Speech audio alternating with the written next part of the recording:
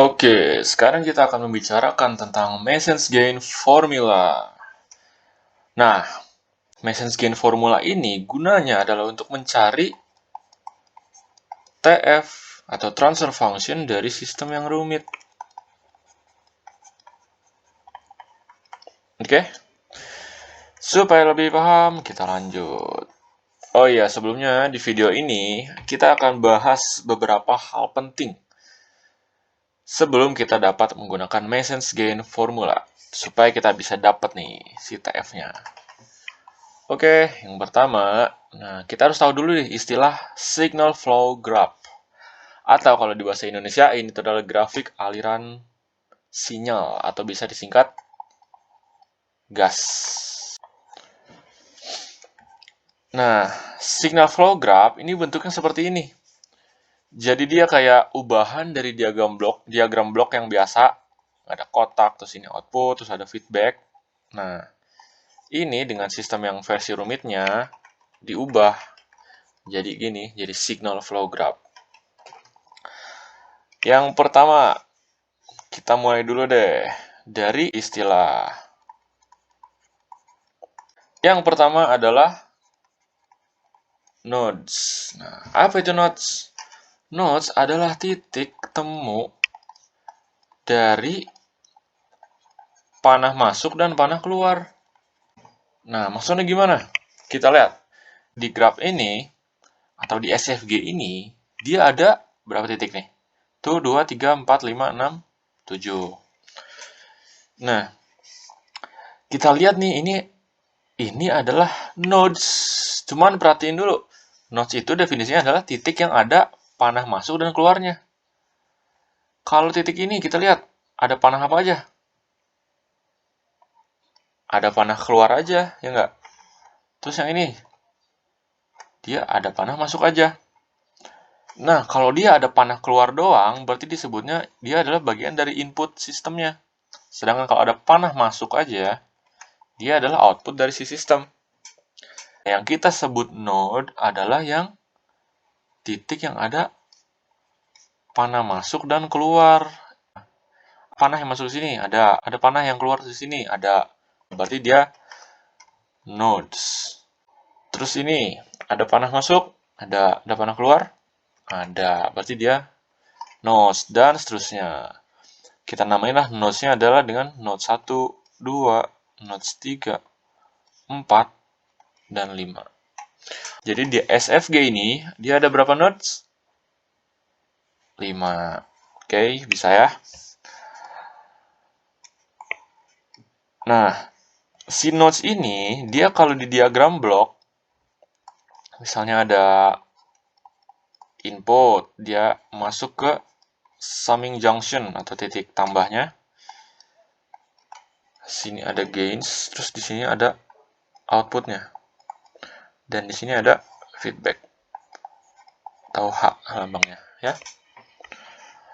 Nah, si nodes ini itu kalau nggak melambangkan si summing junction ini, dia melambangkan si titik take off ini, titik yang ke outputnya, gitu. Kalau di diagram bloknya kayak gitu. Oke. Nah, berikutnya istilah yang harus kita tahu adalah path atau jalur atau lintasan. Nah, path ini adalah lintasan dari input ke atau menuju output. Syaratnya adalah dia panahnya harus arah dan dia nggak boleh lewat node yang sama. Maksudnya gimana? Oke. Kita balik ke gambar. Yang disebut path kan kita tahu tadi, itu jalur atau lintasan dari si input menuju output. Dan lihat yang panahnya searah semua menuju output. Berarti ada berapa nih? Yang pertama yang dari sini lurus, lihat panahnya tuh. Sini, ini jalur 1. Jalur 2-nya adalah ini naik ke atas ini, baru ke output. Oke, jadi ada 2 jalur ya di sini.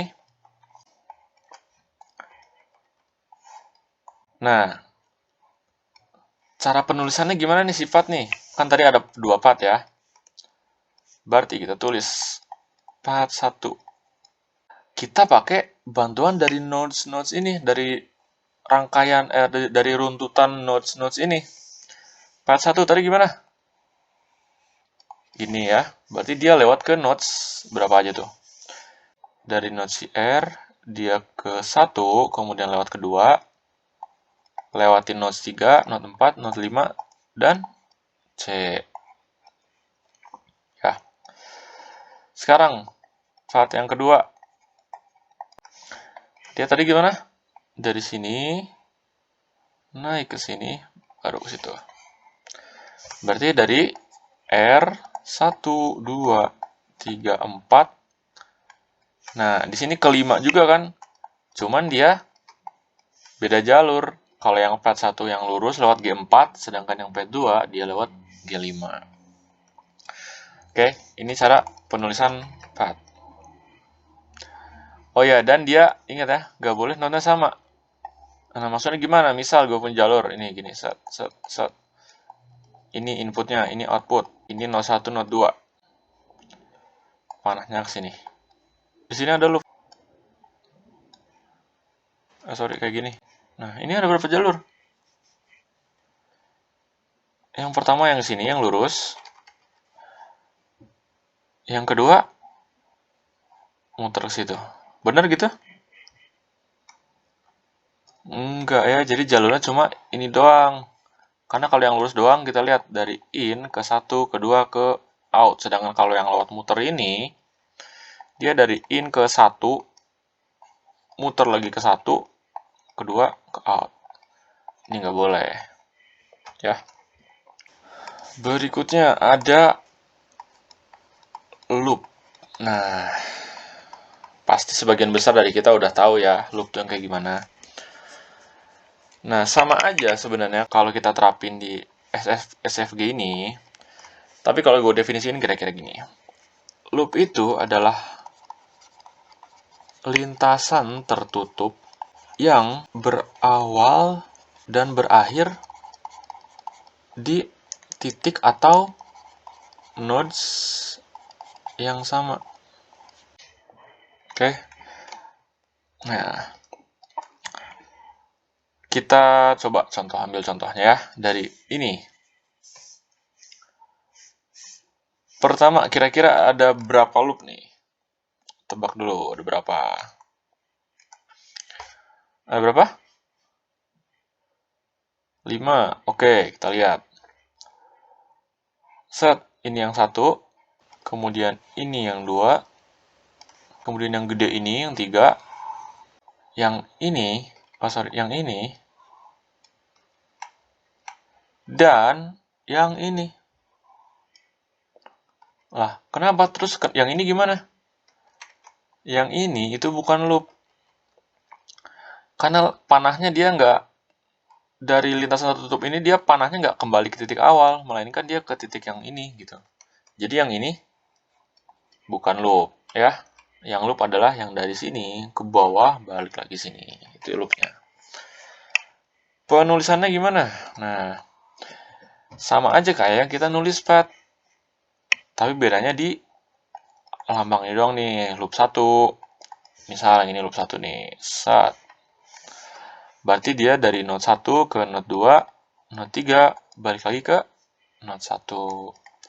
Loop 2, kita bikin yang kecil ini. Dari 2 ke 3 ke 2. Loop 3, yang besar nih. Set. Dari 2, 3, 4, ke 5 ke 2. Loop 4. Gue pengen loop 4 yang ini. Nah, berarti dari 4 ke 5 ke 4. Loop terakhir. Yang ini ya, loop terakhir aset. Nah, dari 4 ke 5 ke 4 lagi. Berarti sama ya. Dia melalui node yang sama ya dengan yang loop 4. Cuman dia beda jalurnya gitu. Satu ke atas, satu ke bawah. Nah, ini cara penulisan nodes. Berikutnya, path gains versus loop gains. Oke. Pertama, kita harus tahu nih, apa maksud dari gains. Supaya gampang, gue tampilin lagi si SFG-nya. Nah, by definition, si gains itu dia adalah satuan kemampuan rangkaian untuk memperbesar daya atau amplitudo sinyal dari input ke output. Ini definition dari gains. Nah, kalau di signal flow graph ini, si gains ini digambarin dengan yang mana? Kalau di sini, dia digambarin dengan yang G dan H ini, si feedback. Ya. Jadi itu yang disebut dengan gains pada SFG. Nah, berarti kalau path gains apa? Kalau path gains, dia adalah gains yang ada di path. Atau gini ya, produk dari gains yang ada di path. Oke, coba kita lihat nih. Tadi path-nya ada dua kan? Ini yang pertama ke sini, yang kedua yang ke sini. Kita lihat dulu dari path yang pertama nih. Nah, di jalur ini ada gains apa aja nih? Dia si input ketemunya sama gains apa aja? Yang pertama ada gain 1, G1, G2, G3, dan G4. Ini sama sih sebenarnya, kalau nggak ada gini itu nilainya 1 juga. Oke, berarti nilai gains dari path 1, berarti kita tulis dengan P1. Itu adalah G1, G2, G3, dan G4. Oke, yang kedua juga sama. Cuman kalau kedua kan dia lewatnya jalur yang atas. Berarti dia lewat ke G1, G2, G3, G5. Cus, langsung ke out. G1, G2, G3, G5. Nah, ini penulisan nilai gains. Nah, berikutnya yang loop gains. Oke. Kalau loop gains sama sebenarnya kayak yang path gains, cuman dia ngambil nilai produknya dari yang si loopnya doang.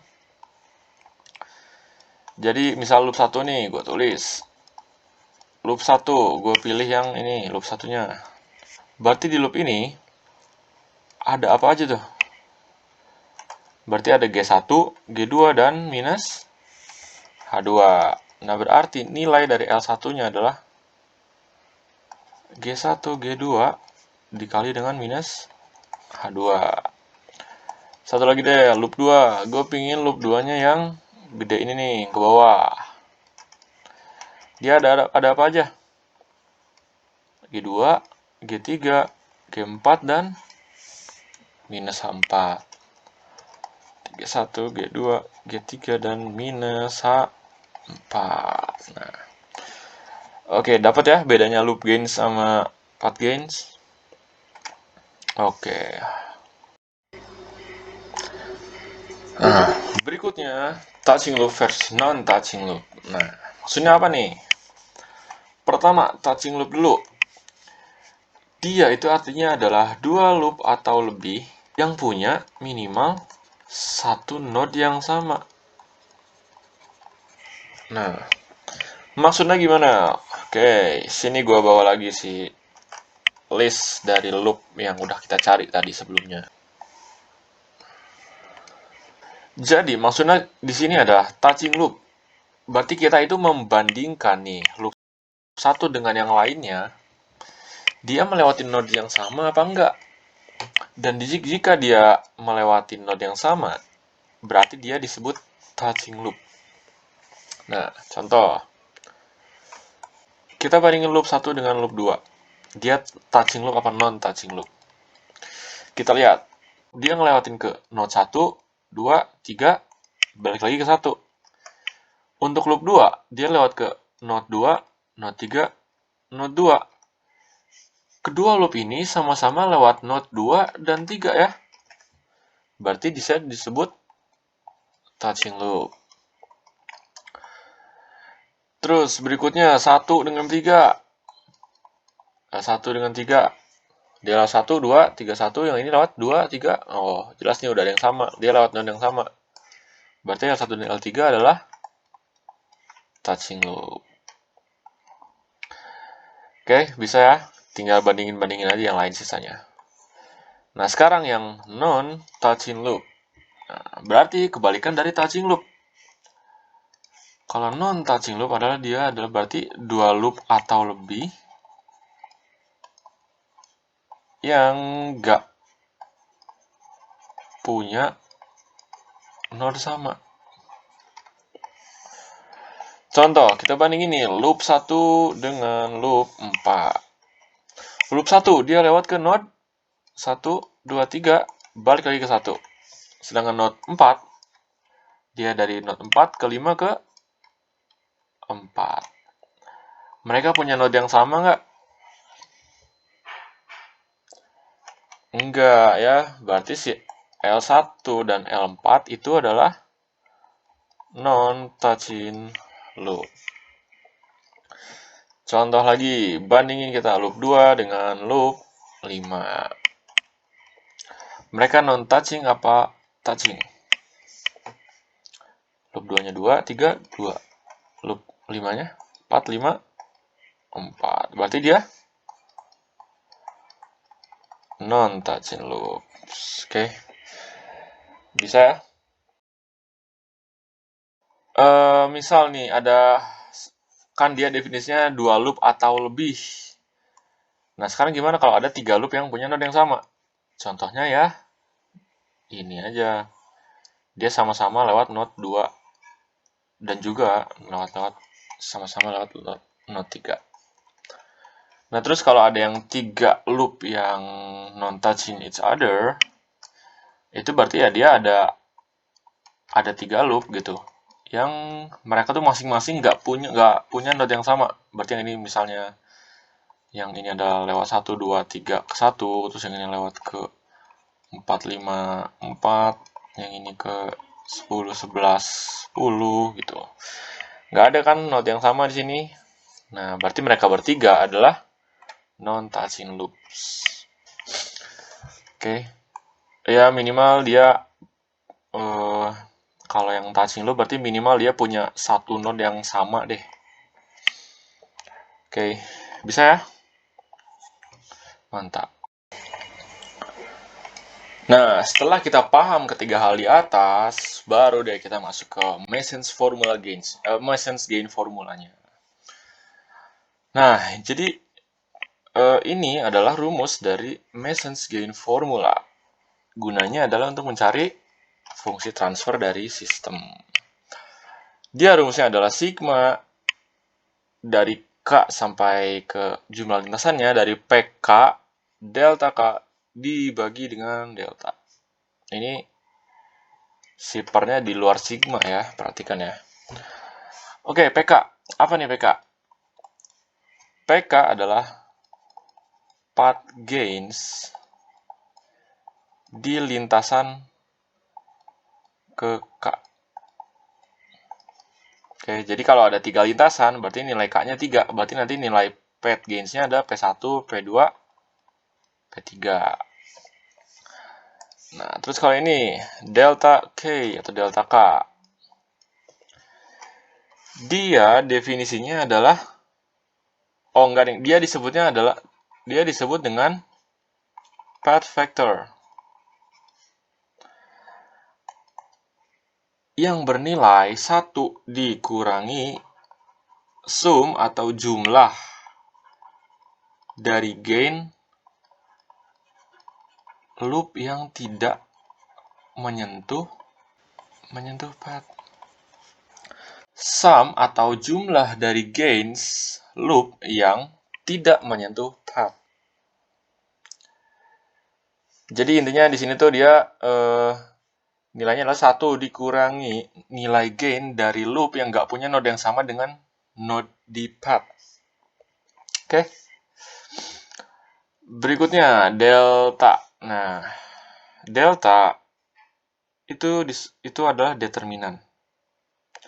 Yang nilainya adalah 1 dikurangi sum atau jumlah dari loop gains, semua loop ya, ditambah sum dari 2 non-touching loops, dikurangi sum dari 3 non-touching loops, ditambah sum dari 4 non-touching loops, dan seterusnya. Cuman biasanya, dari kasus yang kita temukan, biasanya dia cuma sampai sini doang loopsnya. Karena jarang banget ada 3 loop yang mereka tuh non-touching each other gitu. Jarang. Paling sampai sini doang. Oke. Ini silakan dicatat. Habis itu baru kita lanjut ke contoh soal.